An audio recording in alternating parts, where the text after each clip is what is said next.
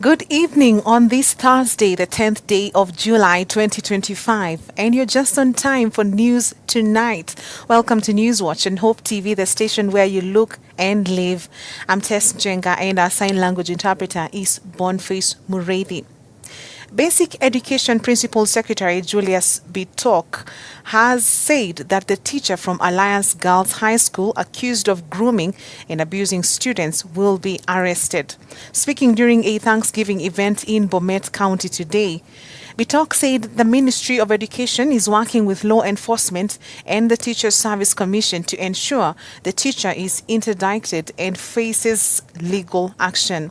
The teacher, a long-serving staff member and former Christian Union leader, was accused by former and current students of inappropriate conduct, as revealed in a recent investigation by news outlet The Africa Uncensored. This as former Alliance Girls students have staged a protest calling on the government to safeguard the girls.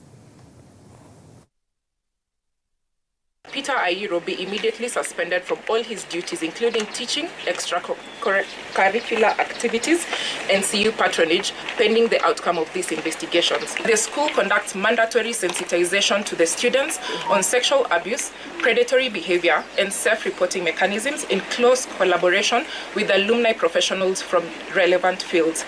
The alumni, eternally bonded to the school, have a lifelong interest in the safety and well-being of future generations to the school. Finally, that the school provides access to psychological support and trauma counseling to the students. We stand for justice, and as parents, we are going to facilitate that. When this thing came out on Friday, the parents, we met together, of course, with the school administration, and as parents' initiative, we have an ad hoc committee to look at it for safeguarding of the girls, for the current and for the future. The Office of the Director of Public Prosecutions has approved the prosecution of Constable Cleansy Masinde Barasa over the fatal shooting of 22-year-old hawker Boniface Karaoke. The incident, caught on camera, occurred during Gen Z-led protests that drew national outrage. Baraza is expected to appear before the High Court to take plea on the murder charge in a case closely watched by human rights groups that have been calling for police accountability.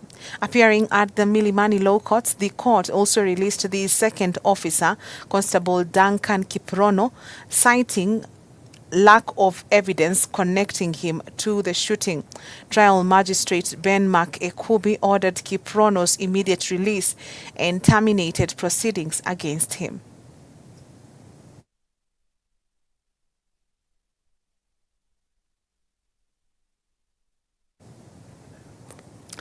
Now, President William Ruto has called on political leaders to offer real solutions to the challenges facing young people rather than inciting them to protest. Speaking at State House, Nairobi, today when he hosted Mozart Bet Cup champions Nairobi United, the president said his job creation plan should be judged against alternatives, not empty slogans. Ruto emphasized his constitutional duty to protect lives and property, saying he will carry out that responsibility firmly and fairly. And therefore, it breaks my heart when people who have no plan for the young people of our nation take them to the streets, abuse them in the streets, misuse them in the streets, and we end up with mayhem, rape, destruction of property, destruction of businesses, because there are people who have no plan for the young people of our nation. They have no known or credible plan. They sing about the young people of Kenya. They talk about Gen Zs because they want to use them politically. I want to tell those people who have no plan, shame on them. They should be ashamed of themselves that they have taken advantage of our young people, taken them to the street, and misuse them. And today, our nation has a blot, you know. Biashara zimechomeka, watu wameharibiwa mali, tumepoteza maisha ya vijana wetu, tuko na majeraha na mambo haya mengine yote. Why? Because there are people who have no plan. They cannot tell the young people what they should be doing. I want to tell the young people of my nation, I want to tell the young people of Kenya, there are opportunities for work. There are opportunities for business. There are opportunities for you to make a difference in your life. Don't accept to be taken to advantage of by leaders, people who have no plan for your lives. And I say that without fear of any contradiction. Kiharu Member of Parliament Ndindi Nyoro has sparked fresh controversy within government circles after publicly criticizing what he claims is the state's involvement in hiring goons to infiltrate and disrupt peaceful protests. While expressing his condolences to the bereaved, Nyoro accused the government of being responsible for the goons that invaded Kajiado, Nakuru, Murang'a, among other counties. The outspoken Member of Parliament has questioned how the goons could bypass the numerous police roadblocks on major roads to cause distraction. His remarks come amidst growing pressure on the government following the nationwide Gen Z protests over governance, taxation, and police brutality. I have heard the governor of Kajiado confessing the people who meted mayhem in the towns in Kajiado County are not locals. The people of Nakuru, they are very eloquent on the fact that wale watu walichoma Nakuru sio watu wa Nakuru. Pale Kirinyaga, wale watu walifanya hizo jambo sio watu wa Kirinyaga. Hapa Murang'a tunajuana karibu sisi wote, hapa Murang'a town. Wale watu walifanya hizo maneno sio watu wa Murang'a. The government is squarely responsible for either omission or commission. Na mwacha kupea Wakenya tu story mingi kila wakati. We can see through the lies. We can see through, and we know for sure either the government was involved or it abetted those crimes and criminalities. Siku ya Monday ni serikali peke yake ilikuwa inalinda mabarabara zetu zote. Kama ni serikali ililinda mabarabara, wale walipita kuchoma mali ya watu, walipita wapi? Walipita wapi? Juzi tumeona mtu mkubwa mmoja ya serikali ati anaenda kuangalia ile mambo imeharibika pale Nairobi. Na kwa sababu wametunisha akili ya Wakenya sana, ati anaenda anasema hii supermarket imeibiwa na yeye mwenyewe akaweka IDs kama 50. Where did we ever see this? Going into a supermarket, wanachukua vitu katika supermarket, wanajiandikisha ati na wanaacha ID. Mmeona hiyo maneno ile hoya? Some of the narratives being crafted are crafted using government machinery, using government resources, both human resources and monetary resources. Na pesa ya Wakenya hatutakubali itumike ati serikali yenyewe ndio inaleta narratives za kugawanya Wakenya. Kama mtu anataka watu wagawanyike, aende agawanye kwake, sio kwa Wakenya. Medical practitioners in Embu County have strongly denounced recent attacks on doctors and nurses during protests. They emphasized that healthcare workers are strictly apolitical and must never be targeted. This follows an assault by suspected goons at Kitengela Sub-County Hospital during Monday's Sabasaba demonstrations in Kitengela town. Speaking at the opening of a new medical college in Embu town, Dr. Kenneth Ireri described the hospital attack as a grave tragedy that must never recur. He stressed the government's obligation to ensure medical personnel's safety during unrest. It is a very big tragedy. Even in wars, hospitals are not supposed to be attacked. Because medical professionals, we have something that we call the Hippocratic Oath. If you shoot my mother dead there, and you are shot by a policeman, I will still save your life. despite knowing you have just killed my mother. Because we take the Hippocratic Oath, we don't take sides. Our allegiance is to the patient and nobody else but the patient. We say the patient is the center of gravity around which our lives revolve as medical practitioners. So we should not be victimized when people are doing their political thing. We are only there to save lives. Governor is not the owner of North Coast Medical Training College, and I would like to put the record straight. It's a college that is registered by guarantee. It is a not-for-profit organization. I've never been a politician, and I don't have any political incentives. I'm a medical practitioner, but I have no political inclinations. I've never had, and I never will. So this college is not owned by any politician. Well, on that note, let's take a short break on Newswatch. We have more coming up after the break.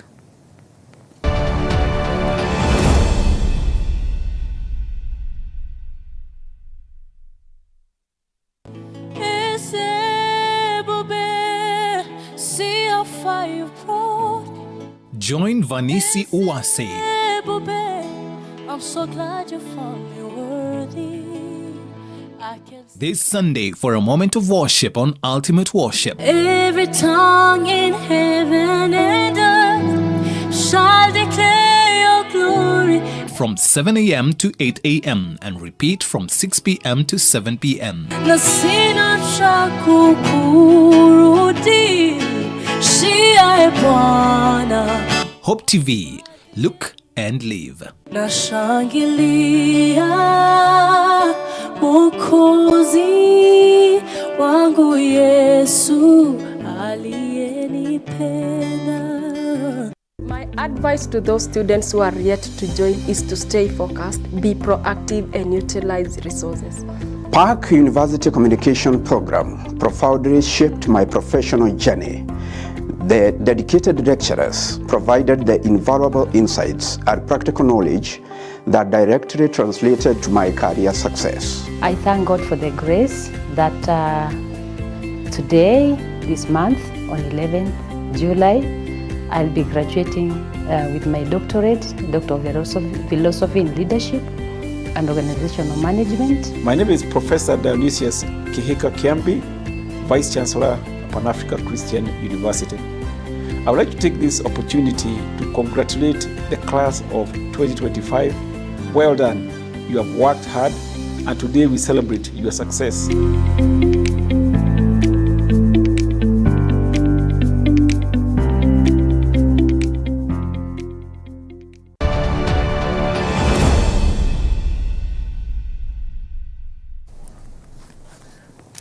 Welcome back. The National Drought Management Authority, NDMA, is intensifying efforts to improve water infrastructure in Kenya's arid and semi-arid counties. Speaking in Modogashe, Lagdera Sub-County, NDMA CEO Hared Edan said water remains the biggest challenge in ASAL regions, impacting health, education, security, and livelihoods.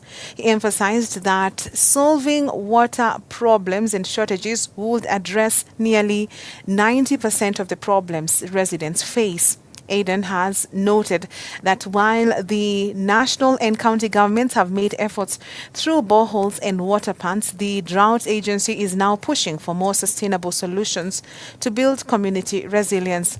He also announced that for now, all 23 ASAL counties have pasture and no current water stress. In the 23 counties, we don't have any water stress county at the moment. Even in terms of pasture and prose, we are doing fine, and we expect this one to last for the next 2 months. And by August, September, we expect to get rains, God willingly. So we don't expect to be on a drought mode up to the whole of this financial year. We don't expect to be in drought mode. So therefore, the focus now will be on the resilient building of our community to be able to stand the drought shocks. So that's what the government is focusing. And as a government, we have put a number of measures in terms of building the resilience of our community by engaging the community themselves to identify the various needs. And our focus as a government is on water. If we have water, then we will have solved almost 90% of the problem of our community. And I see a focus on water, which the government is actually focusing. As an authority, NDMA, we are putting a lot of efforts on water infrastructure, and based on the budget support from the National Treasury, we are going to put a number of infrastructures in the arid and semi-arid countries that will support our community to stand the drought. The Kenya Wildlife Service, KWS, is mobilizing additional resources to strengthen its wildlife conservation efforts, address emerging threats, and secure the long-term future of Kenya's iconic biodiversity. At the heart of this effort is the need to close a critical 12 billion shillings annual funding gap. This shortfall has significantly constrained the service's capacity to fulfill its conservation mandate. In the 2024-2025 financial year, KWS generated 7.92 billion shillings against a requirement of 19.79 billion shillings, limiting its ability to protect wildlife, restore degraded ecosystems, and respond to challenges such as human-wildlife conflict and poaching.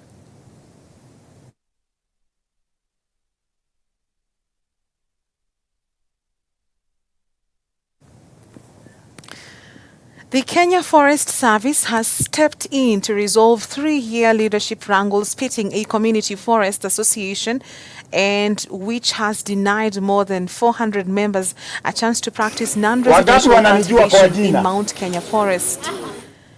Chief Conservator of Forests Alex Lemakoko has now suspended activities of Mount Kenya West Nanyuki Community Forest Association with immediate effect, paving way for allocation of 420 pieces of land to interested farmers residing in 2 neighboring villages. Farmers have welcomed the latest intervention by KFS, which now requires one to pay 200 shillings to the government and be entitled to cultivate a quarter-acre piece of land for a period of up to 3 years while taking care of tree seedlings. Lakini wakati huu sisi si machairman, sababu tulikuwa wawili tumekuwa na mgogoro kwa miaka 3, watu hawakuwa wamelima, project mambo yote ya KFS ilikuwa imesimama kwa sababu ya hii mgogoro kama continue. Lakini saa hii through CCF tunashukuru kwa sababu saa hii tumesimamisha tukiwa machairman wote wawili, tukae kando ili community isaidike. Saa hii hapa niko for you kwa ile mashamba tumepatiwa na CCF, tuna benefit na hii mashamba watu walime wasaidike bila kuwa na CFA chairman. Saa hii nashukuru CCF na KFS ikiwa yote. Kwa wakati huu nasema asanti kwa community adjacent community yenye imepatiwa hii mashamba. Tumekuwa na mashamba 426 na hawa watu wote wamepatiwa. Leo hii tuko hapa, watu wote wamealoketiwa kwa hii mashamba na wamekuwa wakilipa KFS ili wawe wamekubalika kukuja kulima. Hii ya exotic ndio cypress na ndio tunapanda hii plantation yote. Tuko na miti mingi sana yenye itatuwezesha kumaliza na tupatie pali pengine ikiwezekana tupande.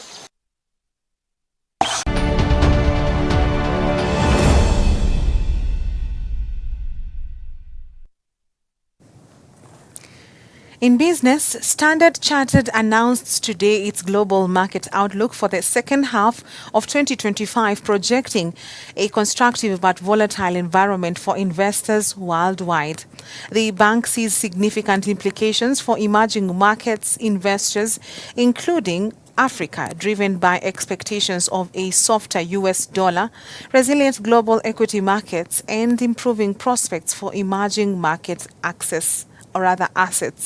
Based on the report, as global markets transition into a new phase, emerging market investors are well positioned to capitalize on emerging opportunities. A weaker dollar historically supports returns across risk assets, particularly in emerging markets, which have long been core components of regional portfolios. What markets care about, and markets always have a narrow view of the world, right, is they were singularly focused on whether actual oil supply was likely to be disrupted. And I think that brief rise we saw towards $80, we never quite got there, was pricing in a non-zero chance or probability that, wait, maybe we need to pay some attention to this.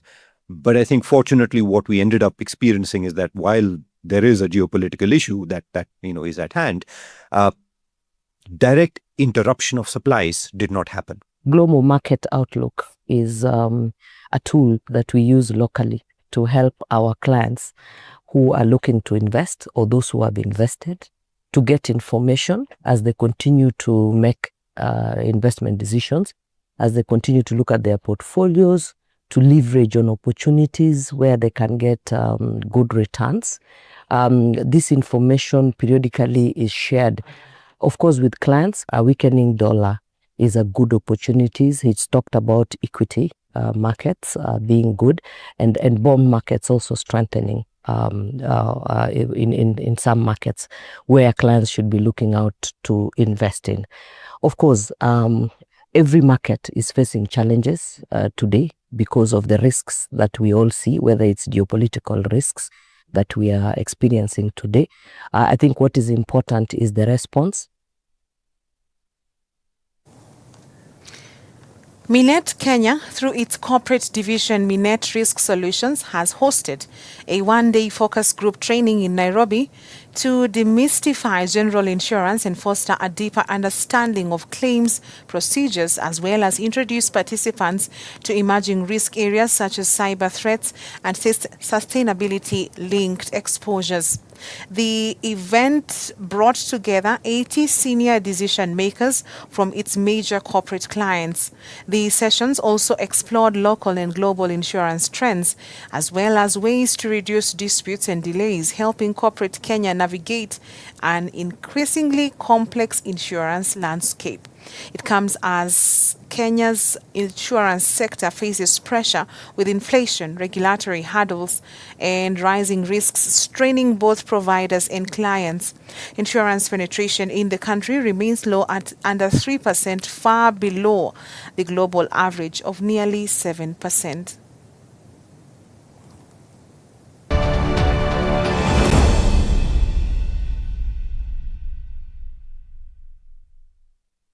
My advice to those students who are yet to join is to stay focused, be proactive, and utilize resources.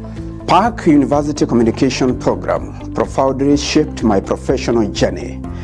The dedicated lecturers provided the invaluable insights and practical knowledge that directly translated to my career success. I thank God for the grace that today, this month, on 11th July, I'll be graduating with my doctorate, Doctor of Philosophy in Leadership and Organizational Management. My name is Professor Dionysius Kihika Kiambi, Vice Chancellor, Pan Africa Christian University. I would like to take this opportunity to congratulate the class of 2025. Well done. You have worked hard, and today we celebrate your success.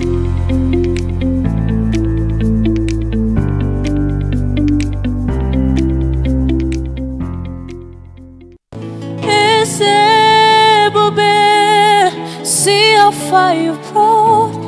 Join Vanisi Uwase. I'm so glad you found me worthy. I can This Sunday for a moment of worship on Ultimate Worship. Every tongue in heaven and earth shall declare your glory. From 7 a.m. to 8 a.m. and repeat from 6 p.m. to 7 p.m. Na sina cha kukurudi, shia Bwana. Hope TV, look and live. Nashangilia Mwokozi wangu Yesu aliyenipenda.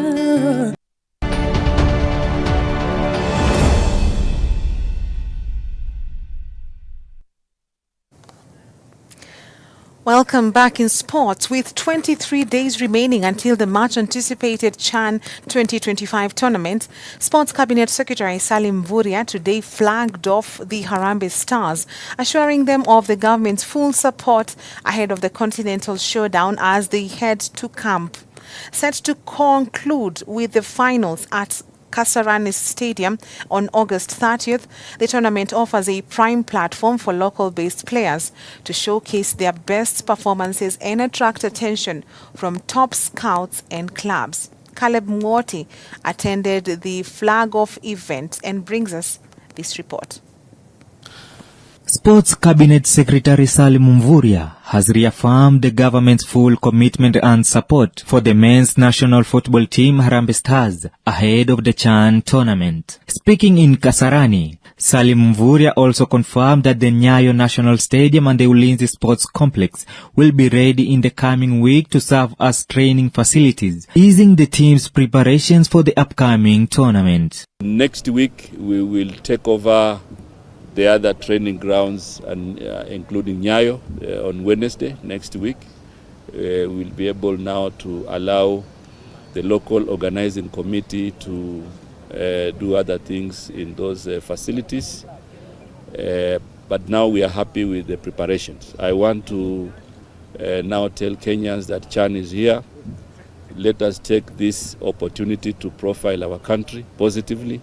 The CHAN competition will serve as a key platform for locally based players to showcase their talent at the big stage, with questions rising over the omission of some top-performing players during the selection process leading to sparking debate. Harambee Stars head coach Benny McCarthy has expressed confidence in his squad as they head into preparations. The players that we've selected is the players that we've seen, the players that I've had in camp, and they were just unfortunate when you go and play World Cup qualifiers, international players come, so you can't select everyone. So now it's based on local camp. So those are the players that you've seen, and you see the qualities and where they can take the team. So do you risk taking someone based on a couple of good games, or knowing what you're going to have when you've seen players? And that's how we selected. Bandari Football Club striker Beja Nyamawi is delighted to earn a call-up to the national squad following an impressive debut season in the top flight, where he scored 12 goals. The prolific forward says he is ready to make his mark at the upcoming tournament. Nachukulia nafasi kama player wa Harambee Stars, na pia nachukulia nafasi kama dream yangu, kwa sababu dream yangu kwanza ilikuwa nicheze national team, and nachukulia nafasi kama Mkenya na kurepresent nchi yangu. Na hivyo, na bado na dreams zangu bado ziko, na bado nataka ni work hard zaidi kwa hii team. Harambee Stars have withdrawn in Group A of the CHAN 2025 tournament, where they will face tough competition from Morocco, Angola, DR Congo and Zambia. For Newswatch, I'm Caleb Mwoti. And Paris Saint-Germain are through to the FIFA Club World Cup final after a stunning 4-0 victory over Real Madrid. Fabian Ruiz got things rolling with a goal in the 6th minute, then doubled the lead in the 24th. Osman added another in the 9th minute, and Goncalo sealed it late in the 87th. It was a dominant display by the French champions, who now head into Sunday's final full of confidence. They will face Chelsea, who booked their spot after a solid 2-0 win over Fluminense in the other semi-final.